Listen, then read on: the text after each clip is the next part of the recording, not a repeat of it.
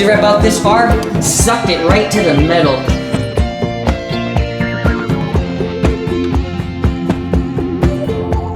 Hey, what's going on, everybody? EXO coming at you here. Did my voice just crack? What the heck was that? And I wanted to come at you guys today because I'm feeling extra special. I have got a lot under the belt as far as progress goes.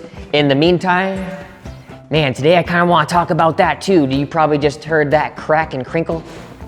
Do you hear that? Snap, crackle, pop every single time the sun comes out. Man, that really bothers me, so I've been like turning up the music. But I figure today, we'll come at you guys one-on-one, say hello, say thank you for 600,000 subscribers, guys. EXO doing it big, on his way to 100 million. Why I'm talking to the third person. We're on our way. It's just a matter of time before we get to that 1 million mark. So as you know, this big workshop has been one of the biggest new developments, and I need to get it up and working. The last part of the progress would be workbenches. So let's go ahead and talk a little bit about what we have done in the meantime. One little thing that I actually am kind of proud of is my little wood storage area. I'm gonna have a little compartment here for wood storage, vertical wood storage. This is the pressure treated that I'm going direct contact. Because I don't know if you know this, I've been getting comments. My other wood is lifted off the ground ever so slightly. Can you see that? People were worried about how this wood wasn't pressure treated. Look at that, it's about half of my pinky width of a gap. We're gonna go in with some anchors right here and just mimic this.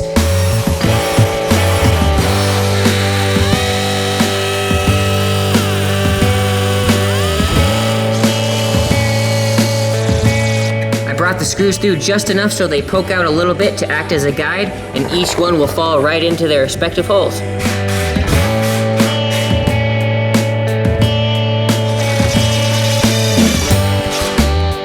It doubles as a shelf. I have a little 10 gauge outlet in there for all sorts of great tools on this side of the workshop because my breaker is way the heck over there. So I ran nice heavy gauge wire, no burnt out motors over here. And if you look over there, my vertical wood storage is freaking perfect. Everything is level and beautiful. I lost a little bit of footage on these, but everything's looking nice with my bubble level, man. We'll be in good shape with that. Next thing I am pretty proud to say, look at that up on the wall. Oh my gosh, change direction with a mini split. Oh, and I am really happy that I did that. It does heating and cooling. It was 85 degrees the other day. This mini split is doing awesome. So now let's walk over here. I actually painted the shelf. It's all nice and red.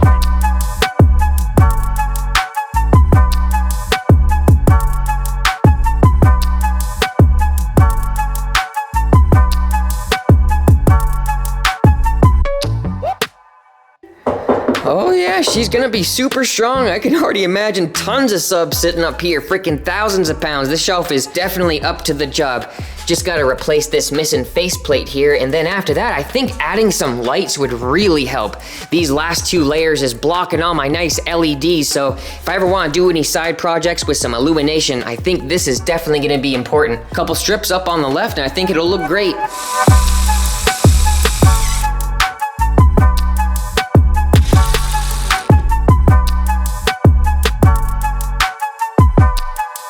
So today is the day we are gonna be taking the subs out of the behemoth build, putting them up on a shelf. That week we can finally resume with the build. But before that, I gotta build those workbenches. I mean, heck, it feels like forever since we've been able to get our hands dirty with this build. I'm going crazy over here just seeing it, but I had a whole bunch of important stuff pop up. This house has been the death of me, but I'm not letting it get the best of me. So this is gonna be today's video. I gotta take out these RC cars, a whole bunch of them, man. It was all storage. I had to freaking store this stuff somewhere until we got this shelving set up. And we got the RC cars up the yin yang. We got 15 subs and like 15 RC cars. You can tell what my two favorite hobbies are, right? But my buddy Robert Kelly was concerned about the surrounds. I have a pretty good feeling everything is gonna be all right, but let's take all this out of here, see what the damage is, and get all this stuff set up over there to the left.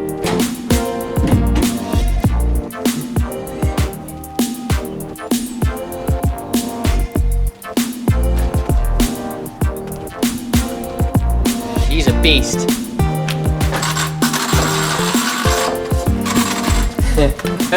As you can see, this one had a little bit of a mishap at one of the local meetups. Broke the upper arm. No big deal. That's just a quick fix, but just haven't had time to really play with him.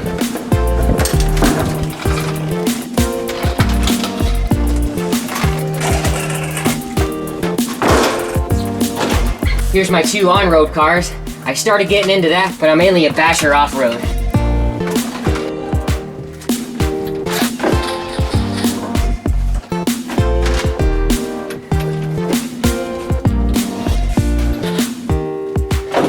Last one. Oh man, I think I may have gone a little bit overboard. This whole collection is just from 2019. I went balls to the walls on that one. Yeah, dude, I do not miss transporting these, man. Driving over here from North Carolina, man, those mountain roads were a pain. But this is really the only way we could do it. It was kind of handy having this cardboard on top.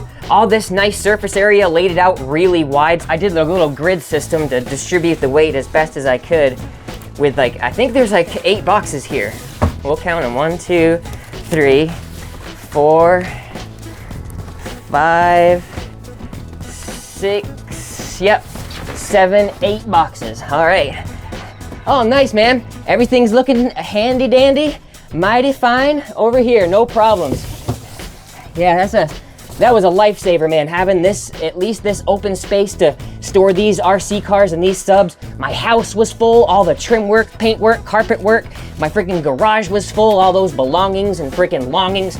Nope, this was definitely handy, so take this out and we'll start getting these things organized. Oh, my foot's cut. Oh gosh, it's got me. No! Freaking broken ankle. All right, hold on, I don't mean to change the subject real quick, but it's doing it again. Hold on, it's gonna make me eat my words. My shop, it makes those loud popping noises. And I don't know if it's something that I should be willing to just be like, oh no, that's just a little something that's unique about my shop, because it makes some noise, so much so that my camera meter registers it on the microphone. You can see the VU meter go pop and peak out. So like, is that something I should be okay with? I'm not even gonna open that Pandora's box. I'm happy with what I got. I'm happy with what I got. Hopefully if I chant that enough, it'll manifest sufficient. But I don't wanna leave you curious, wondering what I'm talking about over here, but it is happening right now. But in case you can't hear it on this video, I do have a previously recorded clip that captures it really well. Here's a quick little example of what I'm trying to explain. EXO, can you hear that?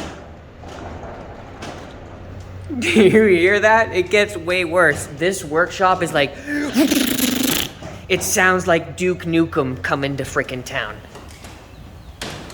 Ooh, that was a good one. Right up in here. Oh, another one behind me.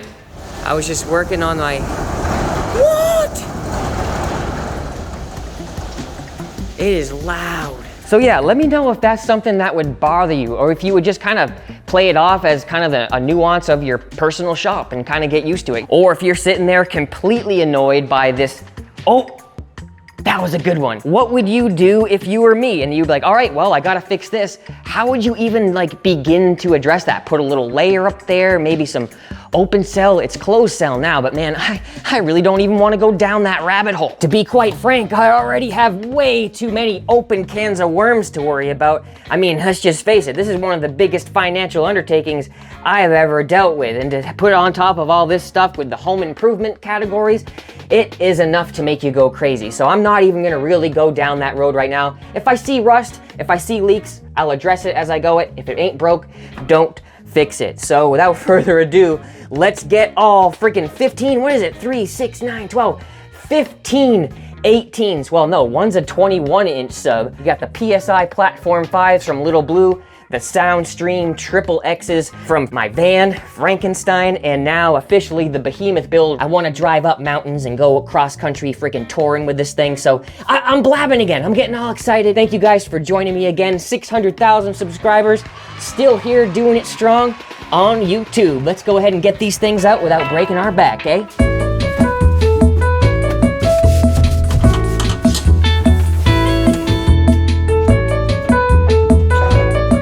Gotta love these yoga mats. Always protecting those motors whenever you need it.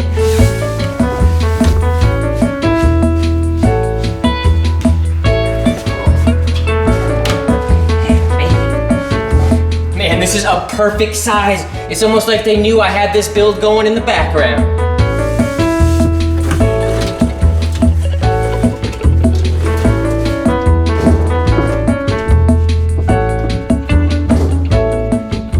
Now, the more and more I look at these things, the more I remember just how much I hated painting them. We did a cool YouTube spread, all gloss white, and I'm thrilled with the results, but man, I'm already shooting myself in the foot even thinking about the idea I have now.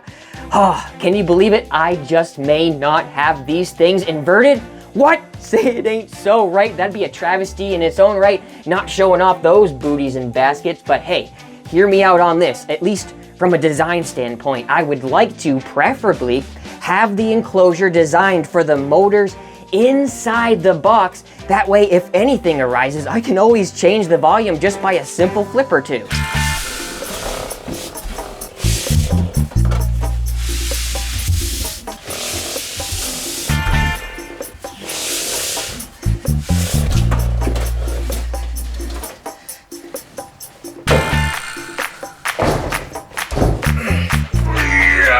Here we go, that's number 8 on a single shelf, and there's no signs of stopping, bowing, or stressing. This thing is freaking strong.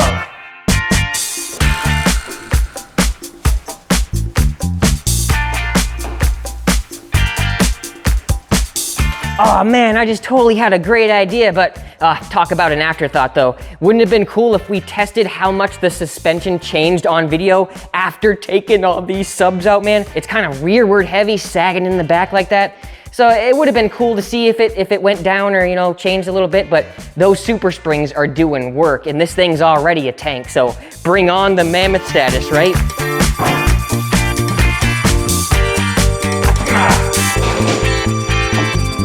Let's go, baby.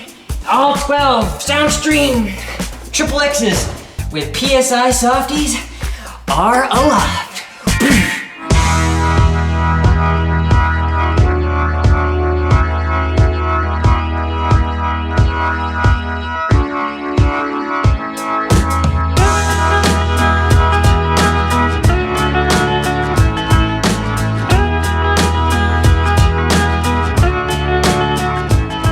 Am I the only one to think this is like a jaw-breaking angle right now? I don't know what it is about it. The subs being at chest level is like right in your face. I'm usually having to bring the camera down to the floor or up to a freaking higher shelf, but there's something about having them right here, eye level, in the camera's face that's making my heart beat faster. Look at them down there. That's a freaking view and then some, boys. We're not even done yet. We still got the Platform 5 to do, but I shut up the garage so I can turn on the AC. So while we got this shade kicking and the AC about to kick on, we're gonna put these subs here on the last little podium. It is a perfect fit for the last slot right there. Oh man, I do not miss lifting these Platform 5s. Yeah, oh man, the magnet. I just chipped my freaking beautiful 2-coat paint job. See, right about this far, sucked it right to the metal. I think I'm gonna move this sub over here so maybe the 21 can fit, we'll see. That is not gonna fit, so I have another idea here with this little block. If we raise it up, we should be able to clear that bar, so let's just go ahead and prop it up on this and see if we're in business here. Shove it in the back. Does she fit? Yes, sir. We are in business. This shelf is freaking awesome, man. I'm doubling my freaking square footage times 4 over in this corner. All right, moment of truth. Does she fit? Just perfectly. Look at that. It's the only one that I have protection on. When I think of it, they all should have at least a little bit of protection, but I think I'll put a little blanket. Look at that. Also white. You can tell that I'm a big fan of that white finish. Just another example of freaking modern day subwoofers going insane. It seems like in the past 15 to like 20 years, everything just took off. Size, power, you know, you can get a freaking amplifier that's 10,000 watts, and back in the day that would make people's heads spin. Especially the dollar per watt crowd. Were you there? Rockford and Kicker basically owning the territory. Imagine paying $1 per watt nowadays. That would be insane. Times have changed. Okay, I just got the subs up and it's doing that thing again. Hear it?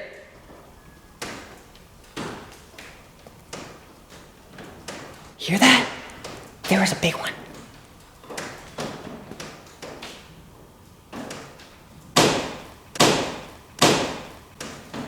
See, some of them are louder than others. So, I know it's been like multiple times in this video, but But like, should that be something I think about?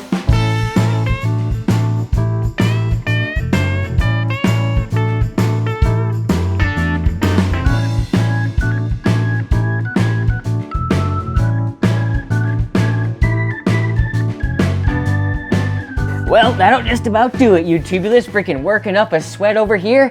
It's been a while since we had to manhandle those subs around the shop, but it's nice to have them finally on the shelf, man, in their final position. Well, no, not their final position.